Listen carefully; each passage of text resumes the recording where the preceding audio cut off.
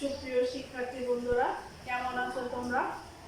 আশা করি সবাই বাসায় ভালো আছো এবং স্বাস্থ্যবিধি মেনে চলছো। তোমাদের জন্য আব্দুল খালেক মেমোরিয়াল উচ্চ বিদ্যালয় অনলাইন ক্লাসের আয়োজন করেছে। তোমাদের সবাইকে আব্দুল খালেক মেমোরিয়াল উচ্চ বিদ্যালয়ের পক্ষ থেকে অনলাইন ক্লাসে স্বাগত। আমি আতিয়া বিলকিস, আব্দুল খালেক মেমোরিয়াল উচ্চ বিদ্যালয় সহকারী শিক্ষিকা গণিত।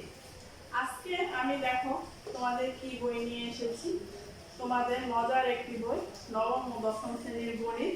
আজ আমি নবম ও দশম শ্রেণীর গণিত নিয়ে ক্লাস করব। তাহলে দেখো আমরা একটু বোর্ডে যাই আগে। আজকে আমি শিরোনাম বলবো না, তোমরাই বলো দেখি যে আমি কি নিয়ে তোমাদের কথা বলবো বা কি নিয়ে আলোচনা করবো।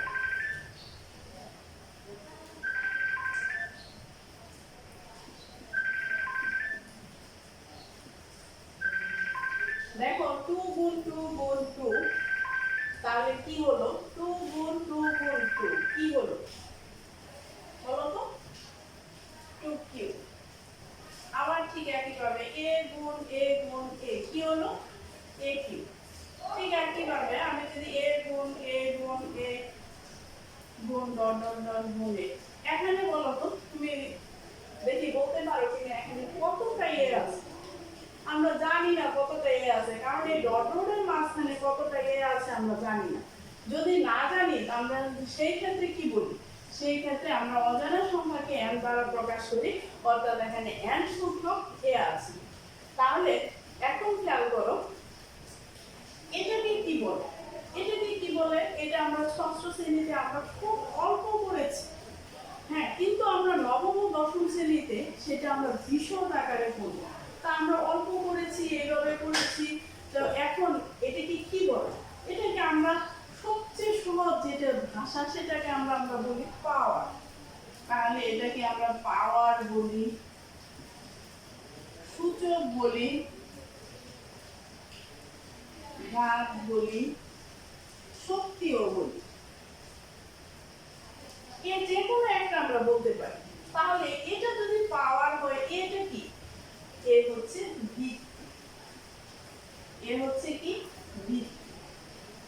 তাহলে এখন দেখো এটা হচ্ছে ভিত্তি, এটা হচ্ছে পাওয়ার বা সূচক। তাহলে অবশ্যই এখন বুঝতে পেরে গেছো যে আমি কি নিয়ে তোমাদের আজকে ক্লাস করব। আমি আজকে তোমাদের সূচক নিয়ে ক্লাস করব। অর্থাৎ তোমাদের গণিত বইয়ের অনুশীলনী 4.1-এর চতুর্থ অধ্যায়ের 4.1-এর সূচক ও লগারিদম চ্যাপ্টারের আমি সূচক নিয়ে কথা বলব। তাহলে আমরা সূচক নিয়ে যখন কথা বলবো, তাহলে সূচকের সূত্রগুলো আমাদের জেনে রাখা অবশ্যই দরকার। এটা একটা খুবই খুবই ইম্পর্টেন্ট তোমাদের জন্য ক্লাস, যে তোমরা সূত্রগুলো কিভাবে মনে রাখবে। সূত্রগুলো যদি মনে রাখতে পারো, তাহলে তোমাদের বাকি অঙ্কগুলো করা একদম সহজ হয়ে যাবে। তাহলে চলো আমরা সূত্রতে চলে যাই।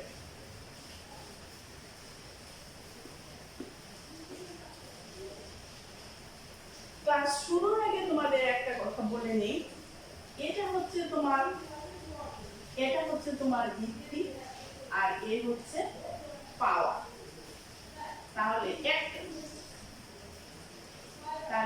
একটা জিনিস সবসময় খেয়াল করবে, পাওয়ার যেন কোনো অবস্থাতে এই ভিত্তির নিচে না নামে। অনেকে তোমরা কি করো, এইভাবে দাও, এটা কিন্তু হয়নি। কারণ হচ্ছে এটা উপরে থাকবে, পাওয়ার সবসময় উপরে থাকবে। তাহলে আসো আমরা সূত্রগুলো করি। অনুশীলনী 4.1-এর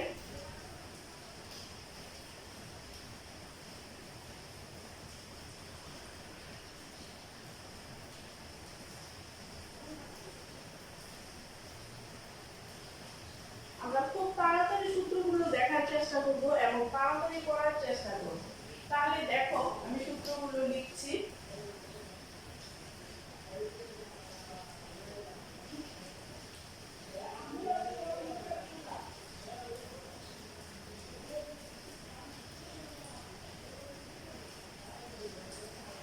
এখন একটু খেয়াল করো যে এখানে কি লিখেছি a to the power m into a to the power n সমান a to the power m plus n। যদি ভিত্তি গুণ আকারে থাকে, তার পাওয়ার যদি ভিন্ন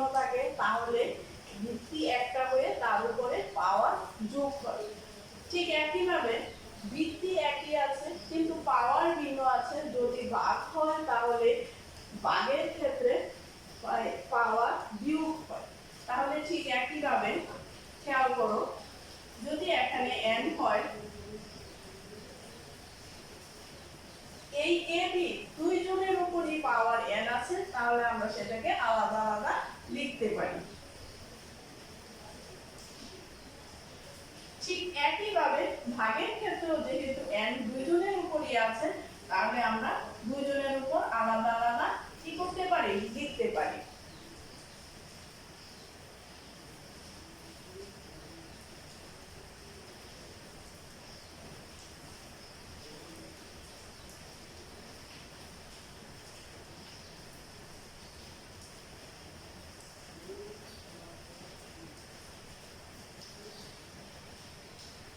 এখন আমি তোমাদের জন্য 5টা সূত্র লিখলাম।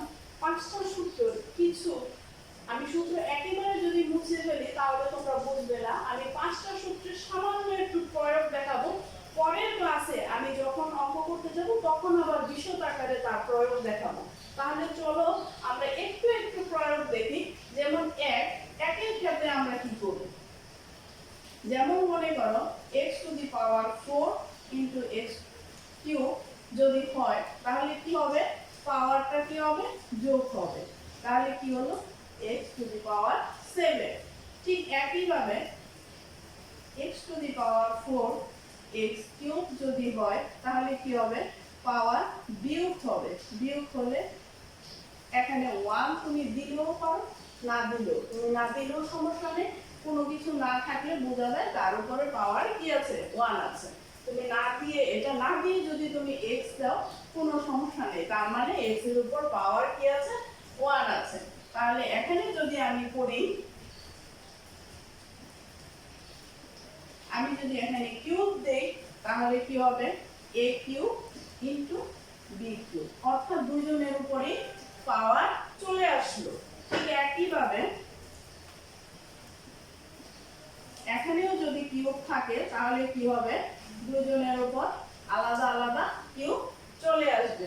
এখন 5 নম্বর সূত্রটা আমি আবার উপরে একটু লিখব, লিখে তোমাদের বর্ণনা করব। এই পর্যন্ত আবার একটু দেখে নাও। নিশ্চয়ই তোমরা খাতা কলম নিয়ে বসেছো এবং এই সূত্রগুলো তোমরা নিজেরা 1 থেকে 5 পর্যন্ত, এবং আমি যতগুলো সূত্র লেখাবো সবগুলো সূত্র তোমরা লিখবে এবং করবে। তাহলে আমি 5 নম্বর সূত্রটা আবার এটা মুছে উপরে লিখছি, তোমরা একটু খেয়াল করো।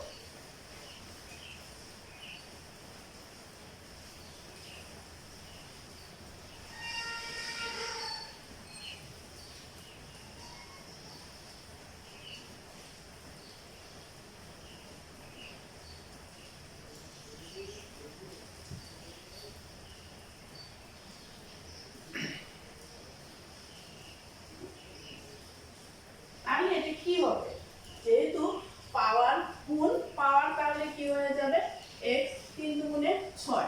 এখানে একটা জিনিস খেয়াল করো, আমরা 1 নংয়ে পড়েছিলাম x কিউব x স্কয়ার সমান কি পড়েছিলাম, x3 + 2 x টু দি পাওয়ার 5। তাহলে যদি ভিত্তি গুণ আকারে থাকে তাহলে তার পাওয়ার কি হবে, যোগ হবে। আর যদি ভিত্তি পাওয়ার আকারে, পাওয়ারের উপরে পাওয়ার এরকমের যদি থাকে তাহলে গুণ হবে। এই জায়গাটায় অনেকের ভুল হয়ে যায়, সেজন্য আমি দুটাকে পাশাপাশি লিখে দিলাম। আশা করি তোমরা তাহলে এটা বুঝতে পেরেছো যে কোথায় কি হবে। 6 নাম্বার দেখো, শূন্য, সব জায়গায় শূন্য দিলে মান 0 হয়, কিন্তু আমাদের সূচকের ক্ষেত্রে পাওয়ার যদি 0 থাকে তার মান 1 হয়। সেটার একটা প্রমাণও আছে, তোমরা ইচ্ছা করলে প্রমাণটা দেখে নিতে পারো যে কিভাবে হয়। ধরো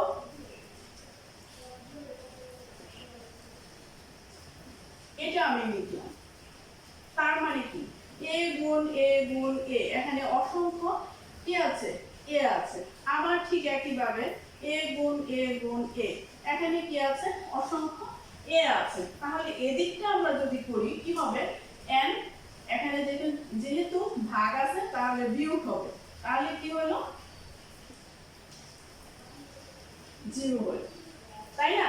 তাহলে আবার এই সাইডটা দেখো, এই সাইডটা একই জিনিস যদি থাকে, আমরা এরকমের যদি থাকে তাহলে 5 দিয়ে 5 কে গুণ করে ভাগ করলে কি হয়? 1 হয়। তাহলে আমি এটা দিয়ে এটাকে আমার ভাগ করলে কি হবে?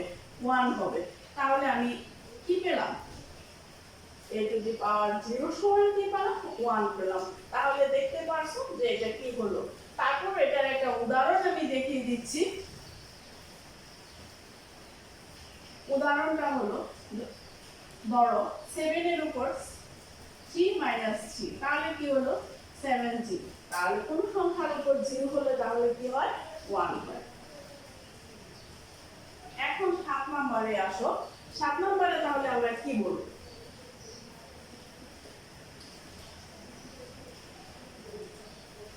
কোন পাওয়ারের আগে যদি ইনভার্স থাকে বা মাইনাস থাকে তাহলে 1 divided by a to the power n হয়। এটা আরেকটাই আছে, যদি মনে করো এইভাবে থাকে তাহলে, অর্থাৎ এখানে মাইনাস থাকলে 1 ডিভাইডেড আকারে হবে, আবার 1 ডিভাইডেড আকারে যদি মাইনাস থাকে তাহলে a to the power n হবে।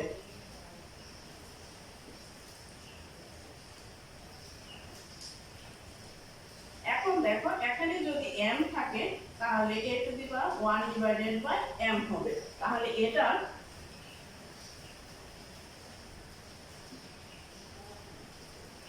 এটা দেখিয়ে দিচ্ছি। মনে করো এখানে 3 আছে, তাহলে এটা 1 বাই 3 হবে। তাহলে আমি এটুকু তো সবাই বুঝতে পেরেছো।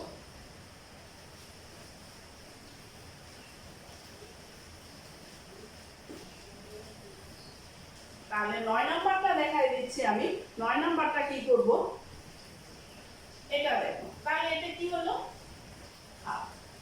এই রুটের জন্য কি আসে? হাফ আসে। তাহলে আর দুটো সূত্র আছে। আর দুটো সূত্র হলো, দেখো a to the power x সমান a to the power y হলে x সমান কি হবে? y হবে। x সমান কি হবে? y হবে। দুইটার ভিত্তি একই, তাই x সমান কি হবে? y হবে। তাহলে এটা কি সূত্র, কি শর্ত? শর্তটা হচ্ছে, শর্তটা আগে দেখো, শর্তটা হচ্ছে এটা। আবার দেখো যদি এরকমের হয়,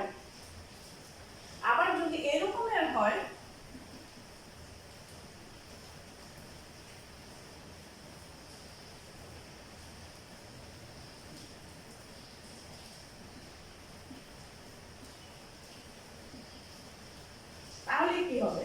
দুইটা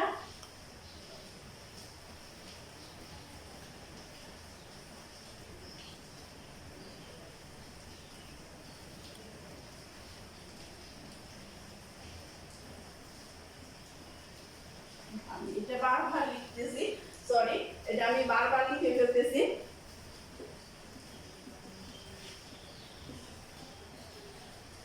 a সমান b, এটা যদি হয়, অর্থাৎ উপরের দুইটা এক, নিচেরটা যদি ভিন্ন হয় তাহলে কি হবে? সেই ক্ষেত্রে তোমাদের শর্ত আছে, শর্তটা দেখে নাও যে শর্তটা কি। শর্তটা হচ্ছে এটা। এই দুইটার উদাহরণটা দেখো, আমি এটা যদি করি তাহলে দুইটা একই, তাহলে কি হবে? x সমান y হবে। কি হবে? x সমান y হবে। তাহলে এইভাবে এটারও যদি করো তাহলে একইভাবে হবে। তাহলে তোমরা, আমি এই সূত্রগুলো আজকে দেখিয়ে দিলাম, আগামী ক্লাসে আমি সূত্রের উপর তোমাদের প্রয়োগগুলো করে দেখাবো। তাহলে তোমরা এই সূত্রগুলো খুব ভালো করে মনোযোগ দিয়ে দেখবা এবং পরের ক্লাসে কি করে সূত্রের সাহায্যে আমি অঙ্কগুলো করি সেটা খেয়াল করবা। তাহলে সবাই ভালো থাকবা, সুস্থ থাকবা এবং বাসায় বসে পড়াশোনা করবা, এই প্রত্যাশাই তোমাদের কাছে। আল্লাহ হাফেজ।